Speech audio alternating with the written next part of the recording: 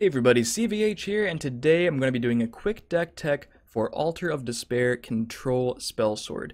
You may have seen a bit of a similar list in the highlight video I recently did with Corey Millhouse, the Why Did I Say It video. He was playing a version of this deck that I based this version off of, and I did play this deck a good bit on stream, so I decided I would take today's video and discuss the card choices I included in my version, why I put them in there, and how the deck functions as a whole. As you can see here, the list is pretty interesting, including the 3 cards at the bottom that were cut off, the Marak, Odoving, and the Parthenax. So before I get into it, I do think it is my duty as a content creator to let you guys know that this is basically a fun deck. I wouldn't necessarily call this a competitive deck.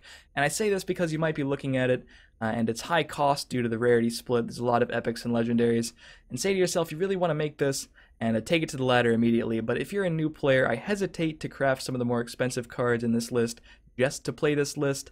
This is definitely, well, it's Control Spellsword, right? A lot of people will tell you Spellsword Control is not in the best of positions right now compared to Control Mage, Control Monk, and Ram Scout, and I do agree with that. I built this mostly just to try something completely different, utilize Altar of Despair and some of the cool shouts, and see what happened on the ladder. And while I maintained over 50% win rate, I do not think this deck is high-tier competitive by any stretch, but it can do some really cool things. I will be including a bit of gameplay at the end of this video of the deck on the ladder. Unfortunately, I don't have any with commentary because I was streaming with music in the background, so I'll just include some stock music from the game, just to show you guys a little bit of how the deck can look when it does get into a favorable position. Very cool deck when it does win. But for now, let's get into the card choices. Starting with 3 word walls, and I can't really talk about the word walls without talking about the entire shout package. That's one of the critical things about this deck. We're playing 3 word walls along with the 3 Greybeard Mentors, which will search the shouts, and the 3 shouts, and the 2 shouts we're playing as 3 ofs are the Soul Tears and the Call of Valors. Of course, Call of Valor can fill our board, and Soul Tear is one of the most powerful cards in the game, turning the discard pile into a resource.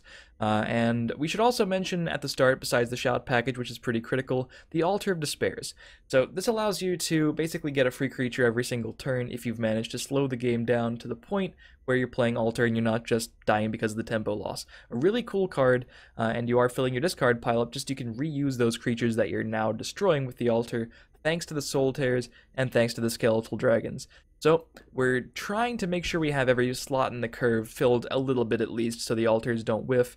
Now, if you guys don't know, if Altar of Despair tries to search a 3-drop, for example, you don't have any 3-cost creatures in your deck, it'll give you a sweet roll. But that's not necessarily always that bad. Sweet rolls can sometimes get pretty powerful. But then we have the Bruma Profiteers and the Spider Workers for our 2-drops. Very light on early game. If you're going to be playing this deck against more aggressive decks, consider including Executes, Windkeep Spellswords, maybe some other early guards.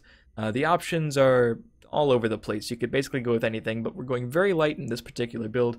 Spider Work, well, Bruma Profiteer, obviously, we're just helping with a little bit of life gain, can trade a bit early if we're going to be playing a lot of Call of Valor guys, and the Altar is going to give us more creatures every turn. The Bruma Profiteer can be very valuable there.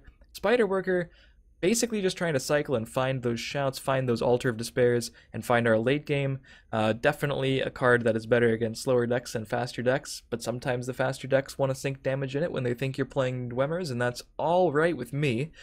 Basically free card draw and a pretty easy thing to sacrifice with the Altar of Despair. Call of Valor, fine to fill the board. Dark Guardian, shouldn't need to mention it too much, an amazing anti-aggro tool, definitely recommend it in any sort of control-y endurance using deck.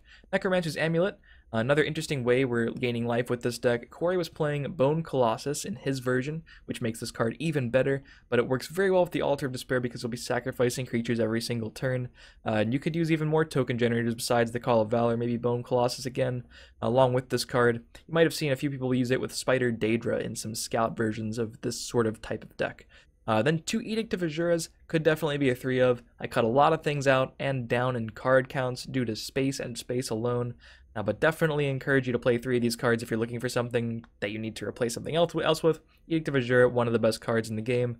Also definitely recommend going up to 3 and including Shadowfen Priest if you're finding yourself up against a lot of ramp decks with Hiss Groves, because that card is a serious bummer for this deck, and this is one of the few options Endurance has to get rid of Hiss Grove. Greybeard Mentor, Surging the Shouts. Hive Defender, another one of the best cards in the game. You just play it in a slow yellow using deck every single time. Knight of the Hour has sort of become that. One of the more reliable healing options available to these control decks. A fine prophecy, and our 5-drop of choice for the Altar of Despair. Piercing Javelin, shouldn't need to talk about this one. Altar of Despair we just talked about. Immolating Blast I was teching as a 1-of because of the problems I was having with his Grove, because they pop out those 8/8s in both lanes, and Immolating Blast can clear those up pretty well. I also think it's a little bit more effective than Dawn's Wrath against those aggressive mid-range decks in this deck, because chances are you're actually going to live to play the Immolating Blast, and getting to turn 8 without having some help before then is kind of tricky, and a lot of those decks stockpile all of their attackers in one lane. Immolating Blast can be very punishing.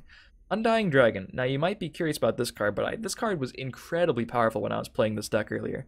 It's not uncommon to buff it even past the 10/10 than it can be when you're at 30 thanks to the amulets and everything healing you. Then you're using the Soul Tears and the Skeletal Dragons to get this card up to an insane stat line, and then when you drop it, if they don't kill it, they immediately lose the game.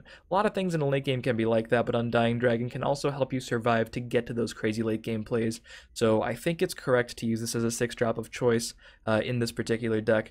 Definitely overperformed for me, and I think it could be quickly becoming more of a constant inclusion in these control decks that use willpower. Nogleave is our 7-drop of choice. Could use Bone Colossus as well. Again, it's a space issue.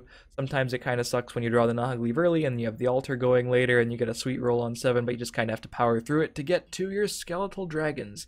This card is absolutely amazing in the deck.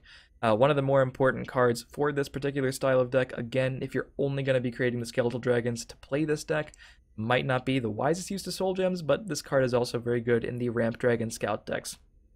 But the Skeletal Dragons can buff everything in your discard pile, everything from Word Walls to Spider Workers to the sweet rolls you might be getting, all of a sudden becomes somewhat reasonable.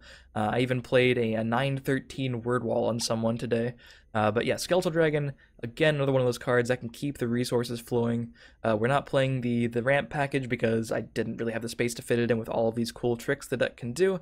But in the late game, the Skeletal Dragons and the Soul Tears are your main way to keep that late game value flowing. One Blood Magic Lord needed a 9-drop, and this card has a lot of value in these control decks. It was a 2-drop, and it was a 2-of, and I think I removed the second copy for the Immolating Blast. But this card is definitely a fine endurance control finisher. Then we have the 3 Manticores, obviously, on 10. The Marak and the Odoving pretty much control stables at this point. Shouldn't need to describe much of why they're good, except Marak also has late game value post Heroes of Skyrim to steal your opponent's Parthenaxes before they can keep looping them with Soul Tears. And of course, we're playing Parthenax in this build because we have all the Shout synergy, in addition to this card just being a really good finisher for control decks, and Soul Tear being so powerful in the deck already. But that's the list. Hopefully you guys enjoyed. I definitely encourage you to try it out if you're looking for a fun, different Spellsword deck that takes the game incredibly long. It's very satisfying to win with, very fun to play, a lot of different decisions you can do, and again, this deck list isn't perfect by any means, and there are definitely ways to tech it more against aggressive decks, more against control decks. If you're going to play this deck on the ladder, think about what you're playing against, analyze your losses, and feel free to experiment, and let me know how it goes in the comments. I'd love to hear it. And as always, if you enjoyed the video, feel free to leave a like, stay subscribed to the channel for more deck techs, gameplay videos, strategy videos for Legends, all kinds of stuff. Follow my stream in the description, and I'll catch you next time. Enjoy some gameplay of Altar Control Spellsword.